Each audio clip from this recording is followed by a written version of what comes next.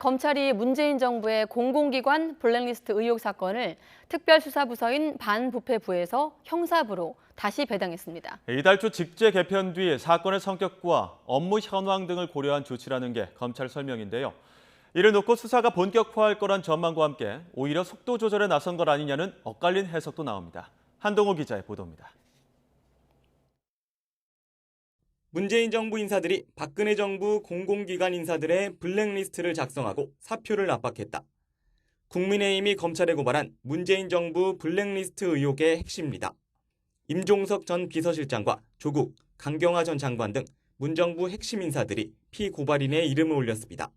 서울중앙지검은 사건을 반부패 수사 2부에 배당한 지 2달 만에 형사 1부로 다시 배당했습니다.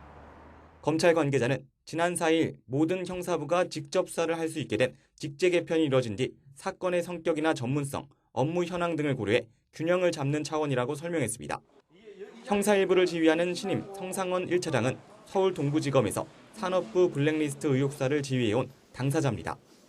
이 때문에 이번 재배당을 기점으로 검찰 수사가 본격화할 거란 전망이 나옵니다.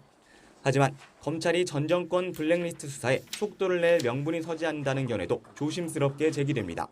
윤석열 정부 들어서도 임기가 남은 공공기관장들에 대한 노골적인 사퇴 요구가 이어졌고 실제로 전 정부 때 임명된 홍장표 한국개발연구원장은 결국 자리에서 물러났습니다.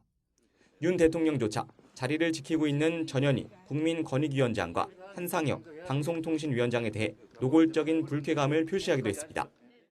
비공개 논의도 많이 하는데 굳이 올 필요 없는 사람까지 다 배석시켜서 국무회의를 할 필요가 있나 하는 생각은 있습니다. 네. 물러나셨으면 좋겠다는 생각이 드신가요? 자, 또 임기가 있으니까 자기가 알아서 판단할 문제 아니겠습니까? 이 때문에 야권에선 내로남불 비판이 나오고 시민단체는 직권남용 혐의로 윤 대통령과 한 총리를 고발하기도 했습니다.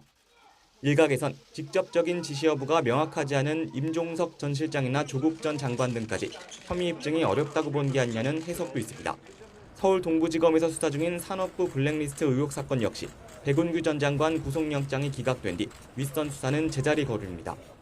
검찰이 스스로 수사 속도 조절에 나서며 힘 빼기에 나선 게 아니냐는 해석도 나오는 가운데 검찰은 고발장 등 기록 검토부터 한 뒤 절차대로 수사가 진행될 거라고 밝혔습니다. YTN 한동호입니다.